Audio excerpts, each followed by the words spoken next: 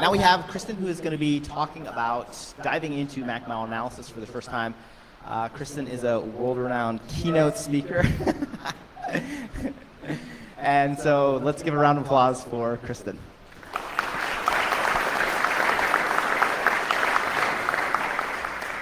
Hey, nice to be here. Not world-renowned keynote speaker, but thank you, Patrick.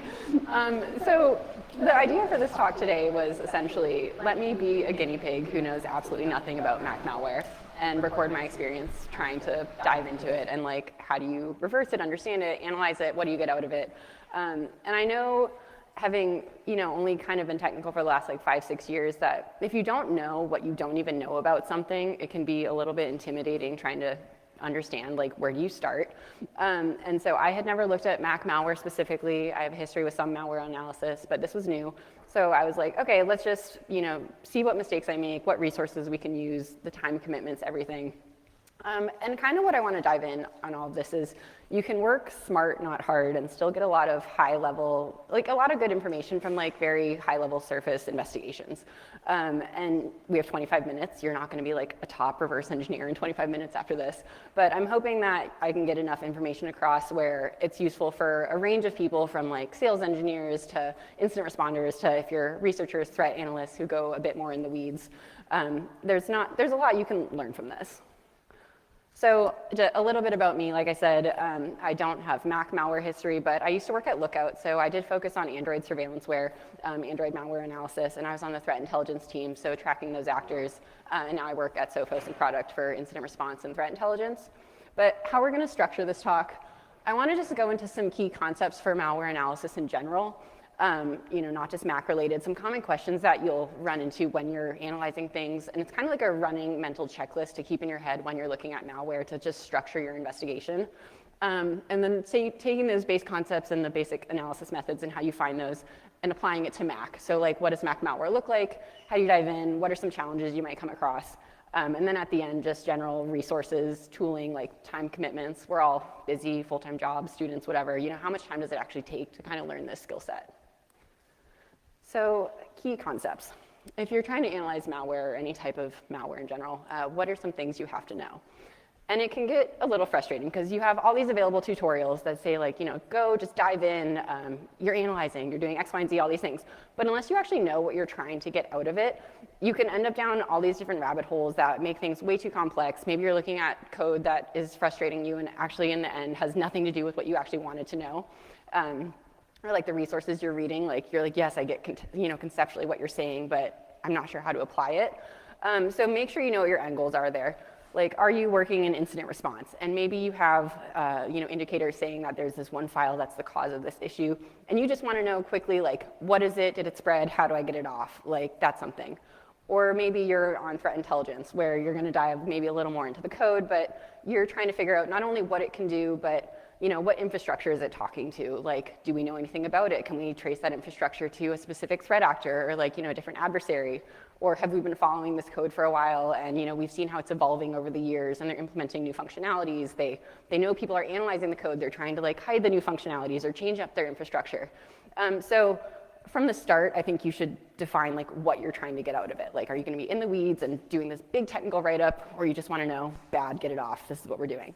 And so that said, to define your goals, these are just some of the common questions that I think you should keep in mind.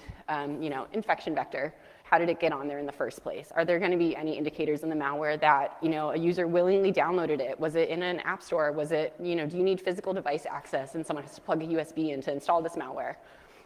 Capabilities, like what is it doing? Is it, financially motivated? Is it surveillanceware? Is it good at it? Is it trying to hide? Like, is it looking for antivirus before it installs? How smart is it? And then also persistence, it might be on there, but it's, is it going to run every time a user logs in? Is it, does it have a remote delete switch? Is someone going to delete it eventually so no one can be discovered? How well does it persist? And then, infrastructure and attribution. So if it's exfiltrating data or if it's looking for a second stage or looking for a download, what is that? And then can you also tie that infrastructure to any particular threat actor or persona that you might be following? So that's how I tend to look at things from a threat intelligence side of things, and to each their own and what they're trying to do out of this. But that's kind of how my good questions I keep in the back of my head when I'm going through it. And then when you're doing analysis, you have two different methods. You have static and dynamic analysis.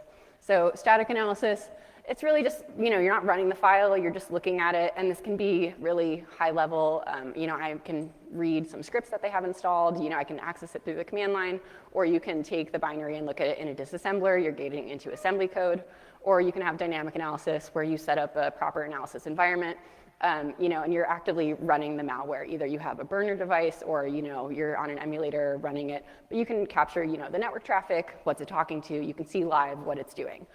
But again, in 25 minutes, how do you get the most out of this? We're not going to do dynamic analysis really, or in the binary stuff, but just working smarter, how can you get at an entry level good information out of malware? So if we've defined our goal, we can theoretically do that. So in terms of setting up your environment, I was debating how much time to spend on this, but I actually have run into more people who actually ran into the problems I did as well, so I don't feel as stupid about this.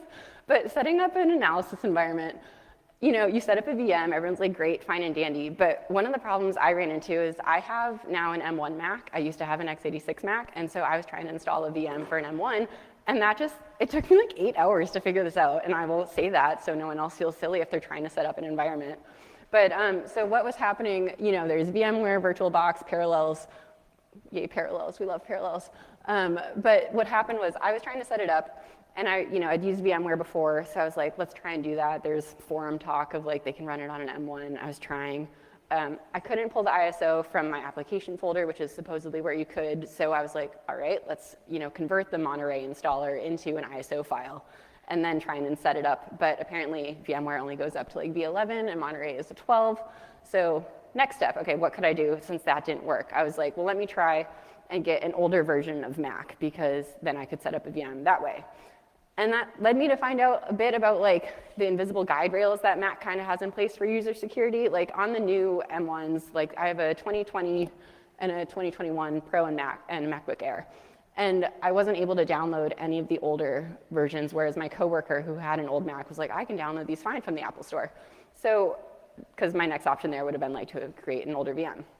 But that got me thinking about just kind of basic security controls, and Mac and Apple have really set up a system which I call they define it, they want explicit user interaction.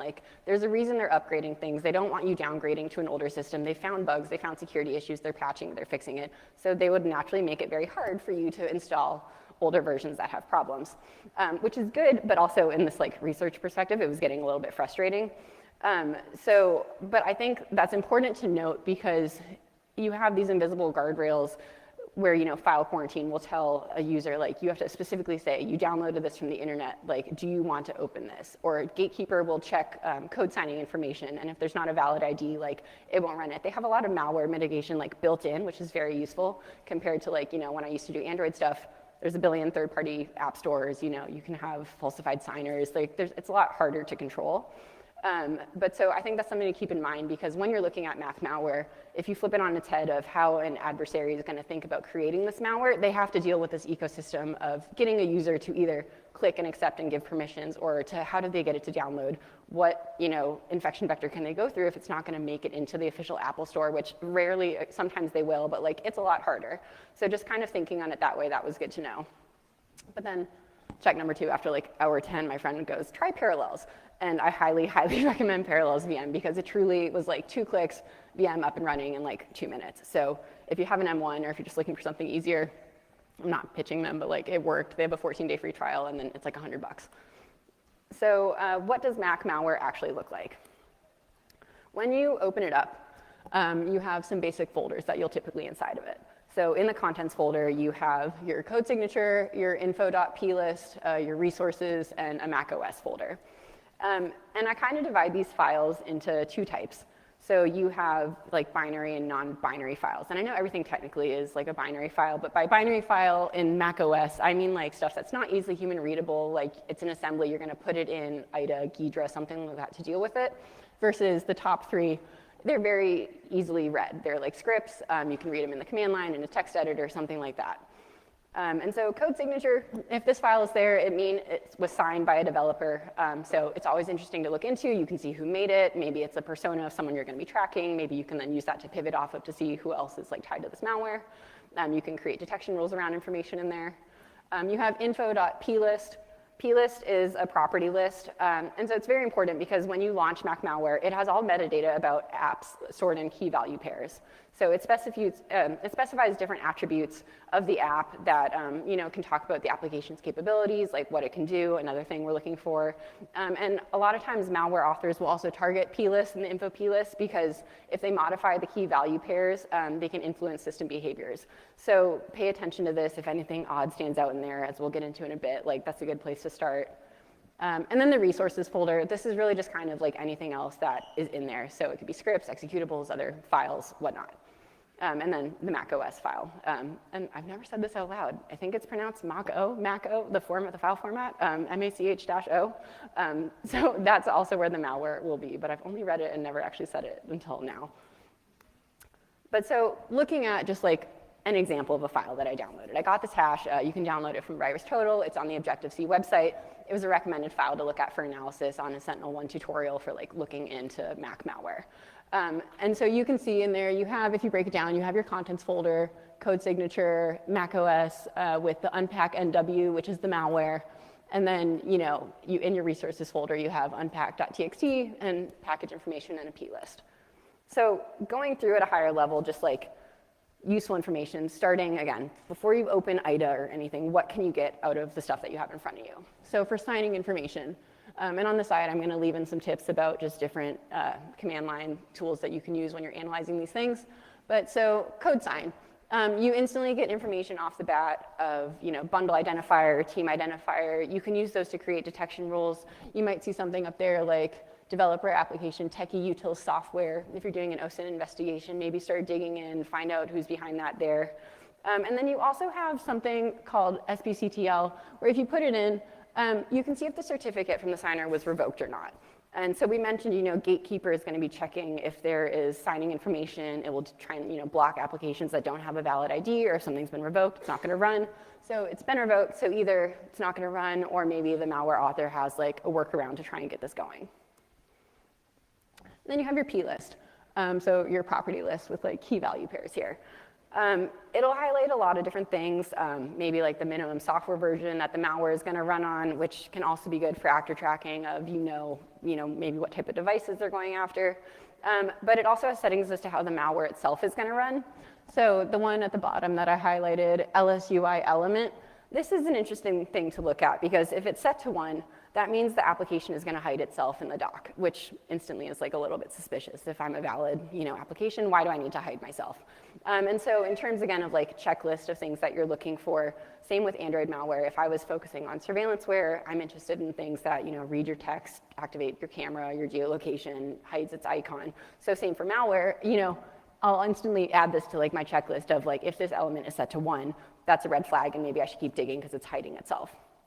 And also, they can alter this file to improve their persistence, and we'll get into some specific examples later. But basically, some different types of malware will add key value pairs to the list to restart every time a user logs in. And so definitely, if you see a plist, like look at it in malware or in Mac malware analysis. And then for resources, this is going to vary depending on whatever malware that you're looking at. This sample in particular had a few things in it. I like to start with LSLA. Any hidden files, if something is like a dot, whatever hidden, sometimes people hide it that way, that'll show it. But it has something in there called unpack.txt. And it instantly stands out because it's supposedly a text file, but it has executable permissions. So that doesn't really make sense.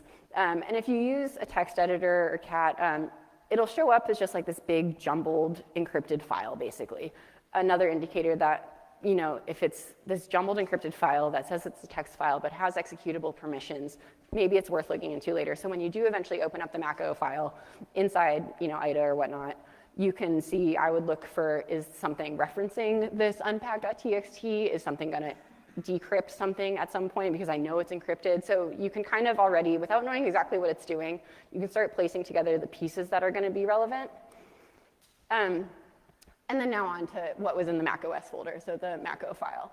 So Mac-Os, they're like an executable, but for Mac. And so it has 3 different pieces, a header, commands, and data. And it comes in different architectures. There's universal and single. And universal is also called FAT, and I just thought this was funny because the tool you can use to figure out what architectures are inside of it is called lipo. And so someone was like having fun naming this. You can lipo the FAT file and you can see what's in it. But so then you have your sequential parts of like what it's made up out of. So your header tells you, what it is, and then you have your commands. So when it's dynamically loaded into memory, a good thing to keep in mind here is all these different commands, like it'll be lc underscore and then whatever. Lc main is a good place to start because if you dump it into like IDA, you'd be like, where do I start? Like right there is usually where you can begin your analysis. And then it's also broken in the data piece, broken down into underscore text and underscore data. And so I'll give an example of what that looks like because again, before you even have to get into assembly, you can still get a lot of high level information just from these files, like in the terminal. So the data section, so the data section, and we're in underscore text. This has all of the executable functions and methods inside the malware. And a lot of the times actors are sloppy and don't change the names of what the commands can actually do. If it's saying right there that it says silently fire URL or encrypt, decrypt string, like they haven't changed these names. Like you're not like that annoying author who's labeled everything A, B, C, D, E, so you have no idea what's in it until you go through it. So just off the bat, this gives you like some good strings to look into, some capabilities that you think might exist without, actually fully diving in yet. And that brings me to my next tip of like strings analysis. So you can view all of the strings in malware by just like running strings in your terminal, or you can use Floss, which is a tool on GitHub, and it deobfuscates strings. So that makes it a lot easier too, because sometimes with strings, you'll just get like a jumbled list of strings if the author has like, put in any obfuscation attempts. But basically, there's also some strings you can think of that might be good hunting points. Again, if you're talking about like capabilities and like malicious capabilities, like what it might do. So the black on the right, those are just some examples of like what strings look like. And I think of it in two different ways, from strings for capability uncovery as well as strings for coverage creation or better understanding of if other samples exist and who it might be tied to. So for example, from one of these strings, I just put it into VirusTotal, and I found that from the one sample I was looking at, there were 3 other samples that had this exact same really weird, unique string. So very likely done by the same developer. And then where you can continue pivoting and expanding is if those other 2 new samples also had different signers, then you now not only have 1 hash and 1 signer, but you have 2 other hashes with 2 different signers that you can all tie into being connected to like the same author. So if you're tracking this person, you can see what they're doing, and then if you see what they're masquerading as, is it masquerading as a Word download? Is it masquerading as like a books download? You can see and get a better idea of like who they're potentially targeting, how they're trying to get people to install them. Is it Adobe, whatever. So that's one way to look at strings. But then the other way to look at strings, there's a few that stand out as like potentially being malicious or indicating suspicious activity. So the file exists at, is it checking if there's an antivirus in play? Malware is known to have used this string for this API to essentially say, it will use this to check if X antivirus is on this device. And if it is, they don't want to run. And then you also have authorization execute with privileges. And so we talked again about Apple having these very user-driven interactions where every time you download something, if it hasn't accessed it before, it'll be like, X wants access to your desktop, X wants access, and you like accept, or like you put in your password how many times if Apple pops something up. This will raise that. So if a user is kind of like not paying attention or fed up with all the Apple security pop-ups, they might inadvertently like give the malware permissions and type in their password and username to give the right permissions so it can escalate through that. And then these last 2, ls shared file list create and file list insert item, they can be used to add login items. So another way for malware to gain persistence and ensure that the application will be restarted every time the user logs in. And so again, you can get all of this before even figuring out where it is in the assembly code. So I would just say like maybe look for these things, and if they exist, then you start trying to dive down these rabbit holes because you know what might be behind them. And then the last one, again, with the plist, login items, login and logout hook. You can only have 1 hook at a time, so sometimes people will add additional commands to an existing login hook or alter them. So, I would just say be aware of like what the hooks are in a plist because it's a common place where people might try and change it to gain persistence. And then you have your other tools. So that was very high level, and here's just some information on like pricing and free trials if you wanted to dig into them. But you can do binary analysis, you can do dynamically running things, network analysis. You have your command line, you have some tools with GUIs. The right-hand side, you have your disassemblers. I've used Ydra and IDA before. Hopper seems to be popular with like analyzing Mac malware. Cutter, hadn't really heard of it much, but it was also out there as like a recommended. You can start with Ghidra, it's free. I got lucky having IDA at my old job. It's very expensive, but you don't need an expensive tool to like dive into this. And then for network monitoring, you have Wireshark, you have Netiquette, which Patrick built. It's built for Mac. It's kind of like a Wireshark for Mac. So if you're running something dynamically, it kind of helps save a lot of time. Again, if something is like obfuscated and you don't want to decrypt, what the C2 is, you can just run it and see what it's talking to, or maybe run it and see if it's downloading X file or X update. And then command line tools, again, built by Objective-C and Patrick. You have process monitor and file monitor. And again, it watches for the creation of new processes and the creation of new files, which is important because you can see what's running. And then also sometimes if malware is exfiltrating data, you might make a new file, move stuff to it, zip it, exfil it. So just a good idea to understand if it's like adding or deleting files on your system. And then another tool that is fairly useful, if I first see something and I just want an overview, I'll typically just type in like file in the command line to get a basic understanding of what it is. But Patrick also made this where you can get on Objective-C. It shows you not only the file type in a higher degree of certainty because sometimes file description isn't always right from the command line, but it also shows you signer information. So you can just install it and then on anything, right click, view signing info, and it gives you this nice little GUI pop-up. So again, if you're maybe not comfortable with the command line or if you wanted to enable people who are in a more salesy environment to like have an understanding of what things can do, you can just, hey, use this tool, and it's a nice visualization there. So analysis challenges. We're not going to get too in-depth, but obviously, if you're a malware author, you don't want people figuring out what you're doing, and you want to hinder them because you want to make money or you want to steal data, whatever it might be. So they will try and hinder your analysis efforts. And it can really be anything from string encryption or encoding base64. If you see it, fantastic. It's really easy. You just like put it in an online decoder and you can figure it out. But they might also break up their strings so that it doesn't show properly in a disassembler. There's also different packers they can use that really just kind of jumble the contents. And packers are interesting because there is a valid business use to use them sometimes, like if you're developing a software and you don't want anyone reversing it and like making their own profit off of it or reversing it for their own gain, you pack it to like hinder that analysis effort. Malware authors will also do the same thing. And so Mac specifically, the ones that I've found so far, iPack, Muncho, and 1Kpack. So those are some examples there. And then just like resources and time commitments. There's a lot more than I've listed here, but these are the ones that I went through, and it's like easily 1,000 pages of reading, and I've read Patrick's book like 3 times. But very good insights if you're trying to dive in. But again, like we all have lives, and it can be, where do I start? What do I look at first? If you already have a section that you're interested in, go to the table of contents and find it. But otherwise, the way that I thought worked best for me was, I broke the first book down. It's in 3 different parts, broken into 4 days because it gets a little more technical at the end. Then I spent a few days trying to implement what I learned. Then I went through all the footnotes, and then I reread it, going through it. But if you're looking to just start, the Sentinel one is really good, small, 39 pages. You can break it into 1 or 2 days. It's a good read. Lots of other resources out there. And then if you want to truly keep getting like more and more technical, there's intros to ARM, there's intros to assembly. So you can just dive in that way. But this overall was like, I don't think it was as hard as I thought it would be.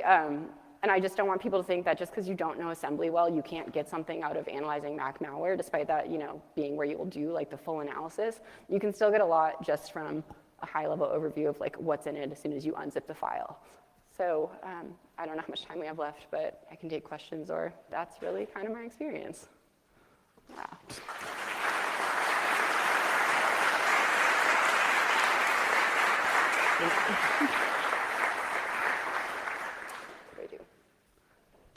Sweet. Oh, hey. Given this, it seems that this is an area that's out with your previous experience. So what do you think of the resources that are available at the moment, and where do you think the gaps are in the resources that we need to sort of fill to make it easier for newcomers? Yeah, so when I started, I knew you could code, and I didn't know where it went. I was like, what's a text editor? Like, truly, like, to that level of, like, where does the code go? But I think you can, There's two different gaps you need to bridge there. There's bridging the gap between a basic understanding of like, these are all the tools you should basically install in your system to understand what will get done, like Vim or just Sublime Text, something like that.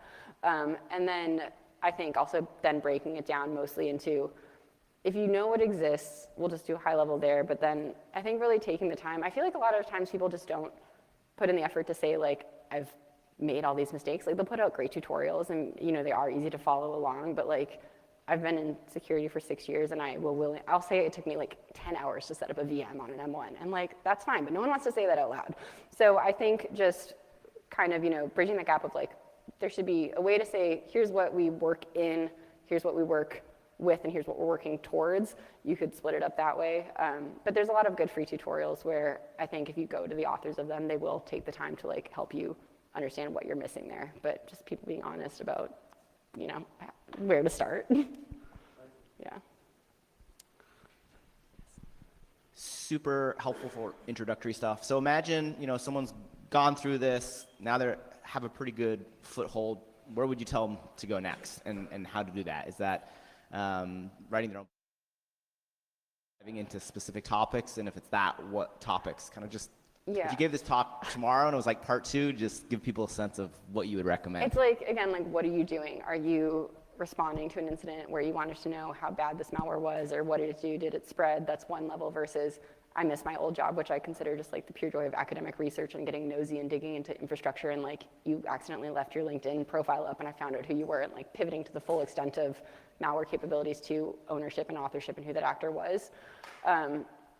If you're not doing it for work, like what areas interest you the most? Like again, I like being nosy and I'm more interested in like the OSINT side of things. So I want to know what the malware can do, but then I'm more interested in like, did you leave behind comments that or did you comment something out in the code that made it through that could tell me who you were? Or is your infrastructure like your personal blog web page and you can figure that out? So again, I think it just all depends what you're trying to do.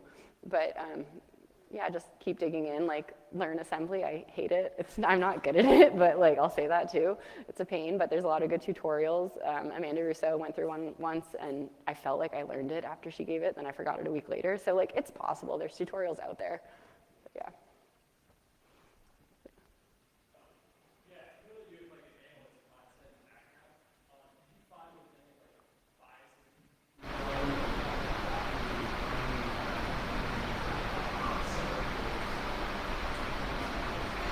I almost use it as a crutch for me not wanting to go into a disassembler because I'm like, oh, I can find out so much stuff without having to do that. Again, in terms of biases, yes, I tend to want to see like surveillance wherever it is there, but it's not always. I think looking at adware is boring. I don't really care about, crypto stuff is interesting. It's, ransomware that's interesting, but like I personally find the surveillance piece more interesting. So to each their own, I guess. But I would say, yeah, maybe. Again, this was a cursory investigation. I spent only a few months kind of like digging into this, so maybe as I do it more, I could give you a better answer to what I think I'm avoiding. But for now, maybe it's just, I wouldn't want to look at malware that only was like pop-up ads. Like, that doesn't interest me. So maybe that.